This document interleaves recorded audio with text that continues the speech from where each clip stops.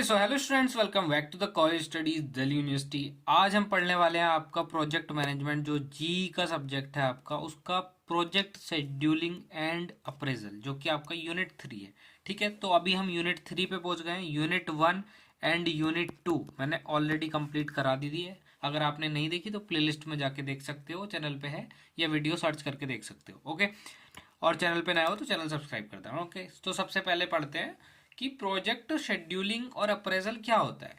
तो हम project scheduling और अप्रेजल में करते क्या है। तो अगर हम प्रोजेक्ट को शेड्यूल कर रहे हैं या उसको अप्रेज करना है, तो सबसे पहला जो हमारा टास्क होगा, सबसे पहला हमारा स्टेप होगा, वो ये होगा कि हम जो है डिकम्पोजिशन ऑफ वर्क करें, कि हम काम को ना छोटी छोटी एक्टिविटीज में डिवाइड कर दें। ओके, बहुत बड़े बड़े प्रोजेक्ट हैं तो बहुत कॉम्प्लेक्स हो जाते हैं उनको मैनेज करना, तो उनको एज अ सिंगल यूनिट हम मैनेज नहीं कर सकते। तो हम उनको छोटे छोटे टुकड़ों में, छोटे छोटे स्मॉल पार्ट्स में, क्लियरली डिफाइंड पार्ट्स में या एक्टिविटीज में प्लानिंग कर सकते हैं, ताकि हम उसकी अच्छे से प्लानिंग कर सके, शेड्यूलिंग कर सके, कोस्टिंग, उसकी कंट्रोलिंग, तो वो सब चीज़ें आसान हो जाती हैं। ठीक है, तो ये इसको हम प्रोसेस को जो है वो किसके थ्रू कंप्लीट होता है, वर्क ब्रेकडाउन स्ट्रक्चर। तो हम एक वर्क ब्रेकडाउन स्ट्रक्चर बनाते हैं। तो सबसे पहले यहाँ देख लेते हैं डिकम्पोजिशन का क्या मीनिंग है, कि आपने कोई भी बड़ा या छोटा कुछ भी है टास्क है, उसको आपने कोई प्रोजेक्ट को स्मॉल मैनेजेबल कंपोनेंट्स में, एक्टिविटीज में और टास्क में डिवाइड कर दिया। ठीक है, हमने स्पेसिफिक पीस ऑफ वर्क को ना कंप्लीट करने के लिए ये अचीव किया है कि हम हमारा जो प्रोजेक्ट का ऑब्जेक्टिव है वो हम अचीव कर पाए। तो हमने क्या किया, सिंपल वर्ड्स में बिग प्रोजेक्ट को स्मॉलर टास्क में या और कर दिया, और जिससे इजियर मैनेजमेंट हम कर सकते हैं। अब एक्टिविटी क्या होती है कि जिसमें टाइम लगे, टाइम कंज्यूमिंग होती है, require resources, land, labour, material, money, capital, ये सब कुछ चाहिए। Has a clearly defined start and and, कि यहाँ से सब स्टार्ट होगी और यहाँ एंड होगी। यूनिट 1 में ये सब कुछ पढ़ा रखा है। Okay, activities from the basic building blocks of project scheduling technique such as CPM and PRT. तो अभी हम ये दो टेक्निक भी पढ़ने वाले हैं। तो सबसे पहले वर्क ब्रेकडाउन स्ट्रक्चर क्या होता है, इसमें क्या है कि हम हायरार्किकल डिकम्पोजिशन करते हैं। लाइक हमारा कोई एज कंपोनेंट था, तो इससे ट्री बेस्ड स्ट्रक्चर बनता जाएगा, फिर इससे हमने कुछ और डिवाइड कर दिया, इससे और कुछ डिवाइड कर दिया, फिर इससे 3 पार्ट ये डिवाइड हो गए, इसके 2 कंपोनेंट है, ऐसे ही सेम इससे। तो हम ऐसे करते रहते हैं। तो हम इसके जो है डिकम्पोजिशन कैसे होता है कि मेजर डिलीवरेबल्स क्या है, वर्क पैकेजेस क्या है हमारे, हम उस फॉर्म में करते हैं, और इंडिविजुअल एक्टिविटीज क्या है। तो इसे डायग्राम के थ्रू हम समझ लेते हैं। तो हमने डायग्राम रखा है, process of decomposition in project management. तो हमारा जो सबसे पहला स्टेप आता है वो आता है division into major work packages. अब हम सबसे पहले ना वर्क के पैकेज बना लेंगे। हमने एक डिज़ाइन का पैकेज बना दिया, एक प्रोक्योरमेंट का बना दिया, कंस्ट्रक्शन का और एक टेस्टिंग का। तो हमारे ये काम के पैकेज हैं। अभी ये बड़े पैकेज हैं, इसमें भी एक्टिविटीज़ होंगी। अब हमारा सेकंड स्टेप जो आ जाता है इसमें, वो यही आ जाता है कि हम फर्दर ब्रेक डाउन कर देंगे उसको इनटू एक्टिविटीज़। लाइक कैसे, डिज़ाइन जैसे वर्क पैकेज था, उसमें तो आ गया concept design, then detail drawings उसकी और उसका अप्रूवल, तो ये एक्टिविटी इसमें आ गई। देन प्रोक्योरमेंट की एक्टिविटी क्या आ गई, वेंडर का सिलेक्शन और परचेस ऑर्डर्स। ठीक है, ये आ गया। देन कंस्ट्रक्शन में आ गया फाउंडेशन, स्ट्रक्चर वर्क, इलेक्ट्रिकल, या और कोई फायर फिनिशिंग। ठीक है, और अदर वर्क्स भी आ सकते हैं। और टेस्टिंग में आ जाता है यूनिट टेस्टिंग, इंटीग्रेशन और फाइनल रिव्यू। तो ये सारा काम आ गया। अब इससे हमने तीसरा स्टेप बना लिया, फाइनल एक्टिविटी लिस्ट हम ये प्रिपेयर कर लेंगे। ओके, यहाँ बीच में एक चीज़ और दे रखी है, हमने ब्रेक डाउन कर दिया पूरे क्राइटेरिया को, जिससे हमें क्या हो गया, हम बहुत आसानी से शेड्यूल कर सकते हैं, उसकी कोस्टिंग कर सकते हैं, और उसकी कंट्रोल भी कर सकते हैं, और उसकी रेस्पॉन्सिबिलिटी वगैरह जो है वो ठीक से असाइन कर सकते हैं। देन हमने फाइनल एक्टिविटी लिस्ट बना ली। ठीक है, हमें क्या क्या एक्टिविटी करनी है, तो हमने ये डिकम्पोजिशन कर दिया। Now why decomposition is important, decomposition की हमें जरूरत क्या है, हम इससे प्लानिंग बेटर कर सकते हैं। ठीक है, हम कोस्ट का एस्टिमेशन कर सकते हैं बिल्कुल एक्यूरेटली, ताकि ऊपर नीचे कोई भी दिक्कत ना आए और कोस्ट आउटरन या टाइम आउटरन ना हो। ठीक है, then effective monitoring and controlling कर सकते हैं, जो भी हमने प्रोग्रेस की है उसको ट्रैक कर सकते हैं, उसकी एक्टिविटी का हर एक लेवल पे, कि यहाँ क्या काम हो रहा है, यहाँ क्या काम हो रहा है, तो हम कंट्रोलिंग वगैरह ठीक से कर सकते हैं। क्लियर रेस्पॉन्सिबिलिटी असाइनमेंट, कि किसके पास कौन सी एक्टिविटी है, कि साहब फिनिशिंग का काम कौन कर रहा था, रामू कर रहा था। फाइनल रिव्यू किसने किया है, साहब श्यामू ने किया है। और इलेक्ट्रिकल का काम कौन कर रहा था, इलेक्ट्रिकल पिंटू। ओके, ये काम कर रहे थे, ठीक है। Then determining activity time duration. अब हमारी कोई एक्टिविटी हो रही है तो उसको कितने टाइम तक चलेगी, उसका क्या फिक्स टाइम होने वाला है, ठीक है। Determining the time duration of each activity, ये चीज़ यहाँ पे आ जाती है। इतना तो आपको नाम पढ़ के ही समझ में आ गया होगा। तो हम इसमें क्या करते हैं, प्रिपेयर करते हैं रियलिस्टिक शेड्यूल, ठीक है, और आइडेंटिफाई करते हैं क्रिटिकल एक्टिविटीज़ को और कंट्रोल करते हैं डिलेज को एंड कोस्ट का ओवररन ना हो। अगर गलत टाइम एस्टिमेट हमने किया तो पूरा शेड्यूल हमारा प्रोजेक्ट का बिगड़ जाएगा। कंप्लीट होना था 1 साल में, कर रहे हैं साहब 4 साल में काम पूरा। ओके, तो मीनिंग क्या आ जाता है एक्टिविटी टाइम ड्यूरेशन का, वो सब मैंने तुम्हें बता दिया। कोई भी स्पेसिफिक एक्टिविटी कितने अमाउंट ऑफ टाइम में कंप्लीट होगी। ओके, ये तो हम इसमें क्या देखते हैं, स्टार्ट एंड फिनिश डेट जो है वो फिक्स हो सकती हैं। डिपेंडेंसीज कैन बी आइडेंटिफाई, ठीक है, किस चीज़ पे क्या फैक्टर डिपेंडेंट है। और overall project completion time can be calculated through this, ठीक है, कि कितने टाइम में हमारा प्रोजेक्ट कंप्लीट हो रहा है, ठीक है। देन आता है why activity time estimation is important. अब एक्टिविटी टाइम एस्टिमेशन हम कर तो रहे हैं, बट क्यों ये इंपॉर्टेंट है, ये बेसिस देता है हमें सीपीएम एंड पीईआरटी नेटवर्क्स का, जो कि हम आगे पढ़ेंगे। और ये हेल्प करता है हमें आइडेंटिफाई करने में फॉर द क्रिटिकल पाथ। अब क्रिटिकल पाथ क्या होता है, लाइक ये डिपेंडेंट एक्टिविटीज हैं, ए बी पे, बी सी पे डिपेंड कर रहा है, और ये ऐसे ऐसे करके डिपेंड करते जा रहे हैं, डी एंड ई। और ये एक आ गया एच और एक ये आ गया आई, ये फाइनल आउटपुट, ठीक है। तो अब हम इसमें ना longest path of activities determine करेंगे। तो वो हमारा जो पाथ होगा वो क्रिटिकल पाथ होगा। यहाँ थोड़ा अलग जा रहा है, ठीक है, इसका काफ़ी आपको एग्जाम्पल वगैरह इस पीडीएफ में मिल जाएगा। और हाँ, अगर आप ये नोट्स परचेस करना चाहते हो तो एट जस्ट रुपीज़ कितना, मात्र 50 रुपये में आप ये नोट्स खरीद सकते हो पर यूनिट, ठीक है। 50 रुपये में पूरी यूनिट के नोट्स आप खरीद सकते हो। नीचे गूगल फॉर्म का लिंक आपको डिस्क्रिप्शन में मिल जाएगा, तो गूगल फॉर्म आप फिल कर देना, अपनी ईमेल आईडी करेक्ट देना, क्योंकि ईमेल पे आपके साथ नोट्स का एक्सेस दे दिया जाएगा। Okay, then aids in resource planning and budgeting, and ये रिड्यूस करता है टाइम एंड कॉस्ट ओवररन्स को। ओके, अगर टाइम हमारा ठीक टाइम पे प्रोजेक्ट होगा तो कॉस्ट ओवररन हो ही नहीं पाएगा। अब टाइम एस्टिमेशन की टेक्निक्स क्या क्या है, सीपीएम, क्रिटिकल पाथ मेथड, ठीक है। ये डिटर्मिनिस्टिक अप्रोच है कि हम इसमें जो है एज्यूम करते हैं कि duration of each activity is non with certainty, कि वो सर्टेन होगा, कि it uses a single time estimate use करेगा वो फॉर और एक्टिविटी। अब इसमें हम हिस्टोरिकल डाटा जो भी होता है वो ले लेते हैं, नेचर ऑफ द वर्क क्या है, वो रिपीटिशन क्या है उसका, और अनसर्टेनिटी जो है वो यहाँ लो होती है। ये हम यहाँ थोड़ा सा फिक्स्ड लेके चलते हैं। लाइक यहाँ एग्जांपल दे रखा है, यहाँ हम फिक्स्ड टाइम एस्टिमेशन लेकर चलते हैं। ओके, ये बता देता हूँ आपका। और एग्जांपल इसमें है कि हमने ब्रिक वर्क जो है वो 10 दिन का लगा, कोई हम भी कंस्ट्रक्शन प्रोजेक्ट था, तो हमारा पास्ट एक्सपीरियंस क्या है कि भाई ईंटों का काम करने में 10 दिन लगते हैं और प्लास्टरिंग करने में 7 दिन लगते हैं। तो यहाँ फिक्स ड्यूरेशन हमने डायरेक्टली शेड्यूलिंग में डाल दिया कि क्या शेड्यूलिंग यूज होगा। और दूसरा आता है पीईआरटी, प्रोबेबिलिटी की अप्रोच है ये, एक तरीके से program evaluation and review technique. Program को इवेल्युएट करेंगे और उसको रिव्यू करेंगे, सारी चीज़ें उसकी जानेंगे, एनालाइज करेंगे। तो प्रोबेबिलिस्टिक अप्रोच है ये, जिससे हम एक्टिविटी ड्यूरेशन जो है वो हमारा ये मानते हैं कि जब अनसर्टेन होती है तब हम ये यूज़ करते हैं। अब इसमें 3 डिफरेंट एस्टिमेट हम करते हैं, और ये कहाँ मेनली यूज़ होता है, रिसर्च में, डिफेंस, आईटी या न्यू प्रोजेक्ट जो होते हैं नए तरीके के, उसमें हम यूज़ कर लेते हैं, क्योंकि पास्ट हिस्टोरिकल डाटा नहीं है हमारे उसके पास। तो 3 एस्टिमेशन जो टाइम हम करते हैं पीईआरटी में, सबसे पहला है ऑप्टिमिस्टिक टाइम। ये शॉर्टेस्ट पॉसिबल टाइम है कि जिसमें एक्टिविटी कंप्लीट हो जाए, सबसे कम वाला टाइम।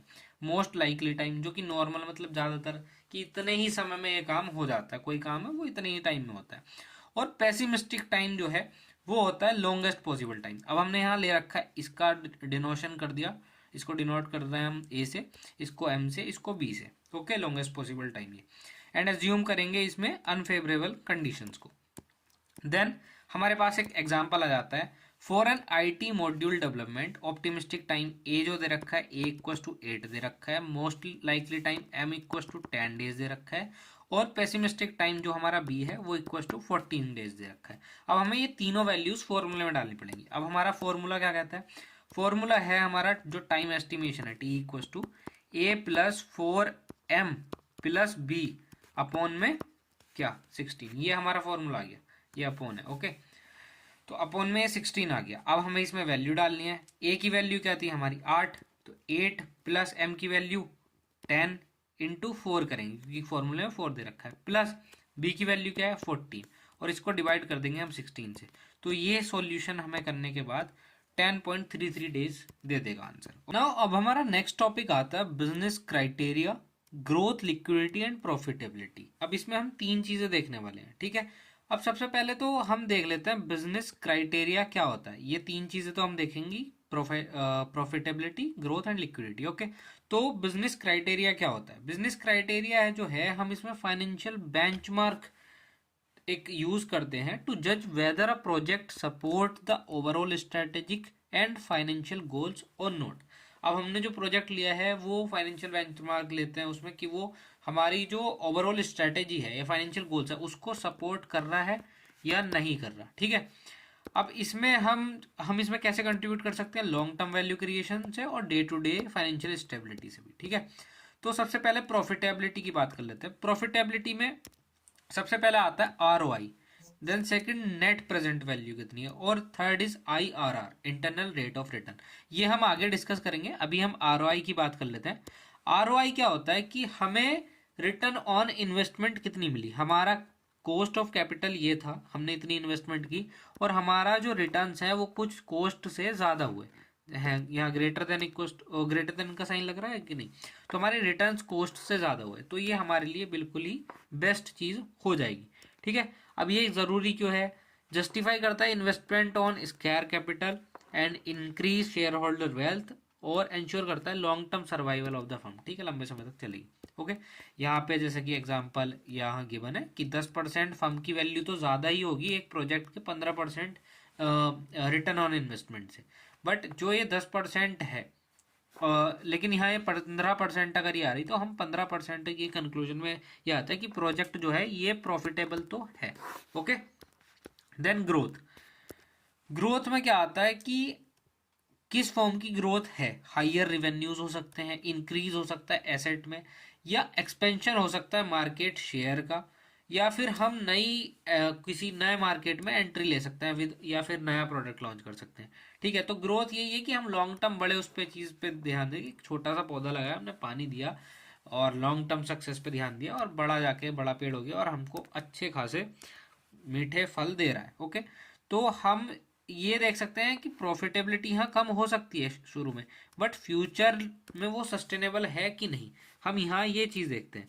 अब ग्रोथ यहाँ इंपॉर्टेंट क्यों है? ये लॉन्ग टर्म कॉम्पिटिटिव स्ट्रेंथ देता है, एनहांस करता है हमारी ब्रांड की इमेज, ब्रांड वैल्यू को, और क्रिएट करता है future profit opportunities. Okay, then liquidity. Liquidity क्या है कि कैश कितना है, कैश इनफ्लो आउटफ्लोज कैसा हो रहा है। तो हमें कैश की ज़रूरत क्या पड़ती है? ऑब्लिगेशन, शॉर्ट टर्म ऑब्लिगेशन जो होती हैं वो ये है कि हमें सप्लायर्स को पेमेंट करना है यार, हमें वेजेस और सैलरीज देनी है लेबर की, ठीक है, और एम्प्लॉयज़ की, और meeting interest and operating expense जो है वो सारी चीज़ें हमें करनी है।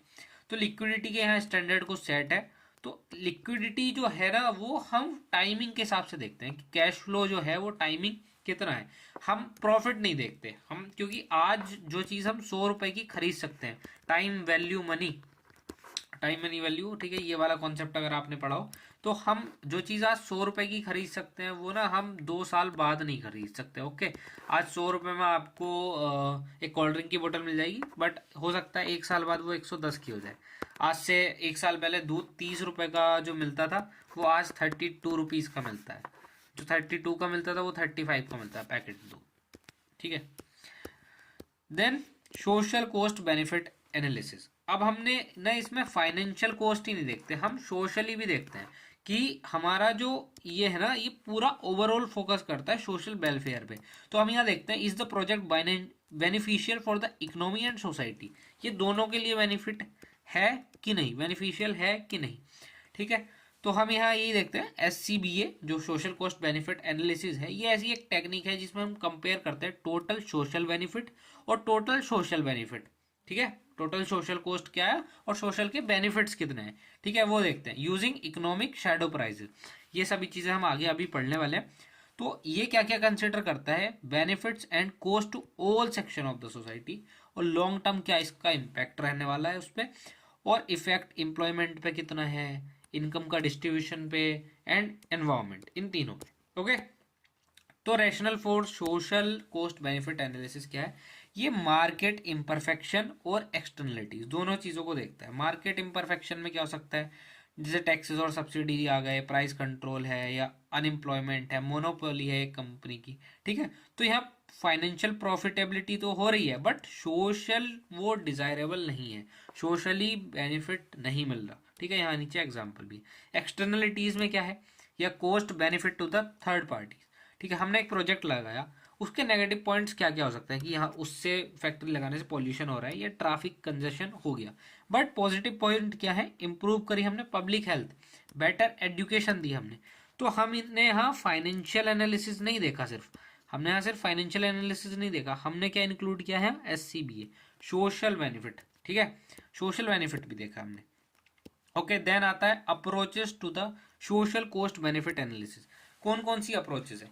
यूनिडू अप्रोच है एक, और दूसरी है लिटल मिरलेस अप्रोच।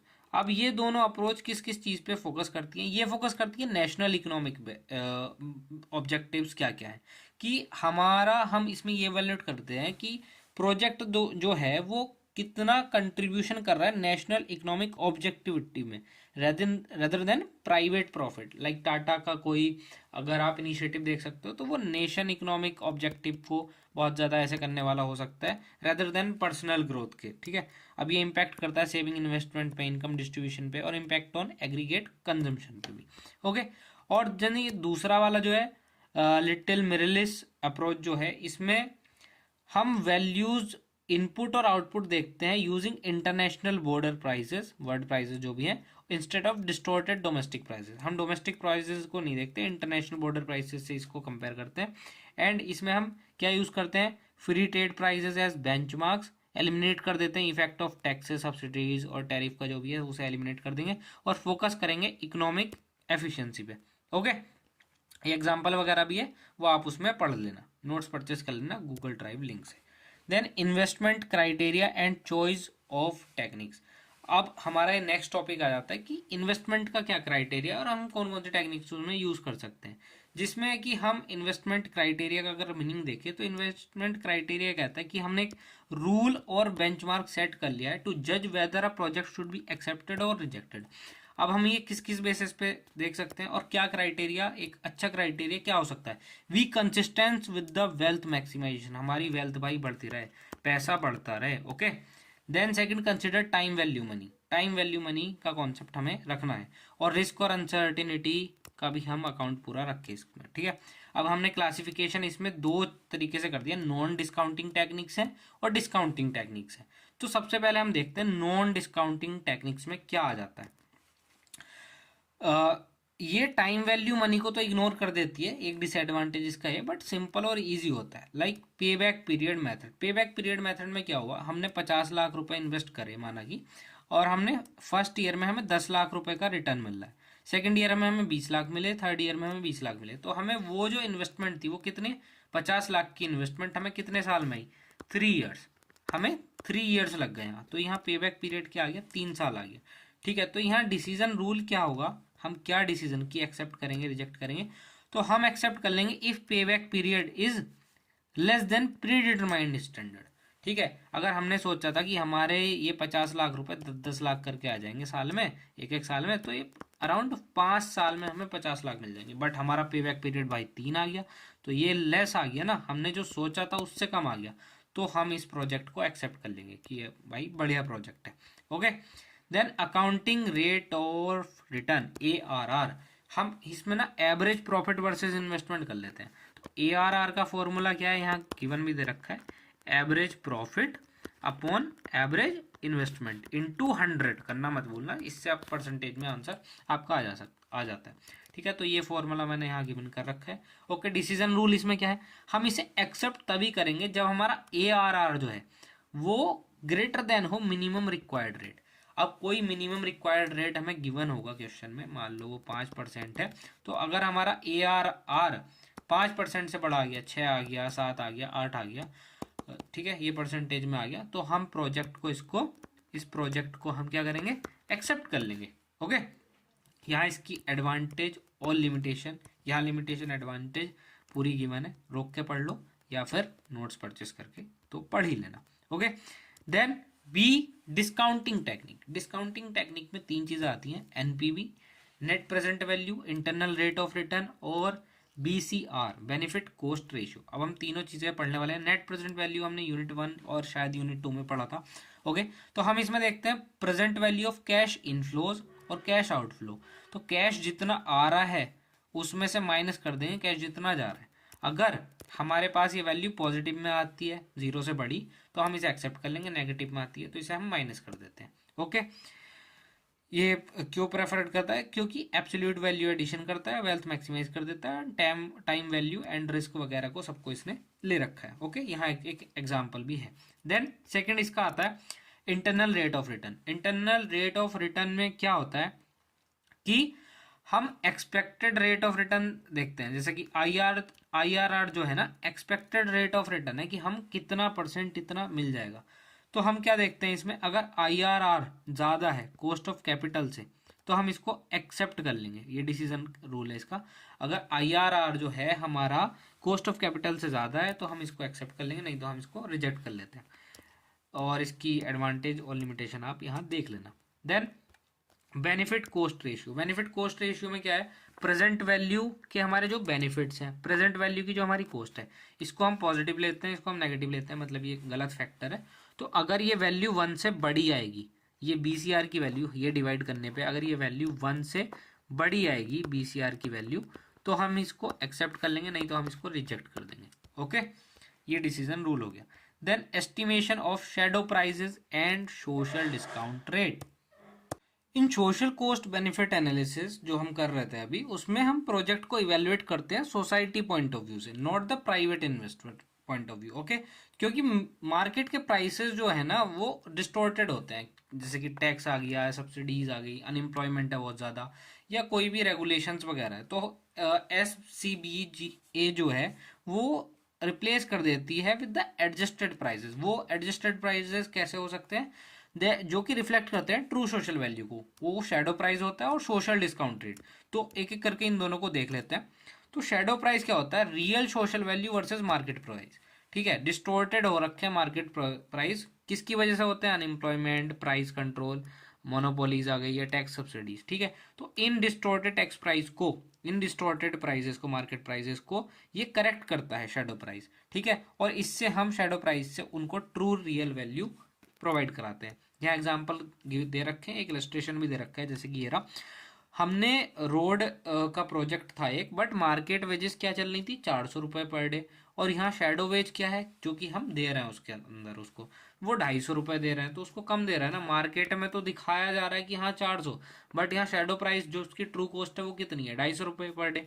तो ये क्या रिफ्लेक्ट करता है, the low opportunity cost to the society, कि वर्कर्स जो है वो अनएम्प्लॉयड है काफ़ी ज़्यादा यहाँ पे। ओके, उन्हें कम पैसों में काम करना पड़ रहा है। शेडो मतलब कि किसी के पीछे छुप के, मतलब कि जो आगे मार्केट में दिख रहा है वैसा नहीं है, तो पीछे छुप के काम करना पड़ रहा है due to unemployment. Okay, then social discount rate, SDR, ये क्या है, valuing future benefits for society. अब हम फ्यूचर के बेनिफिट्स को ऐसे वैल्यू करते हैं, बट लोगों की क्या प्रेफरेंस है, वो आज के टाइम में ज़्यादा ध्यान देते हैं कि हमारे पास आज पैसा है, हम आज समझते हैं फ्यूचर वैल्यू जो भी है, तो हम इसे डिस्काउंटिंग SDR देते हैं कि आज की जो उसकी प्रेफरेंसेस हैं उनके जो हम रेट्स हैं उसको कम कर देते हैं। तो इसमें SDR का डिफरेंट क्यों होता है रेट कॉमर्शियल रेट से, जो कॉमर्शियल इंटरेस्ट रेट होता है वो यूजुअली हाइयर होता है, बट SDR जो सोशल डिस्काउंट रेट होता है उसमें क्या है, इंटर जनरेशनल इक्विटी होती है, इन्वायरमेंटल सस्टेनेबिलिटी और लॉन्ग टर्म डेवलपमेंट के बारे में सोचते हैं,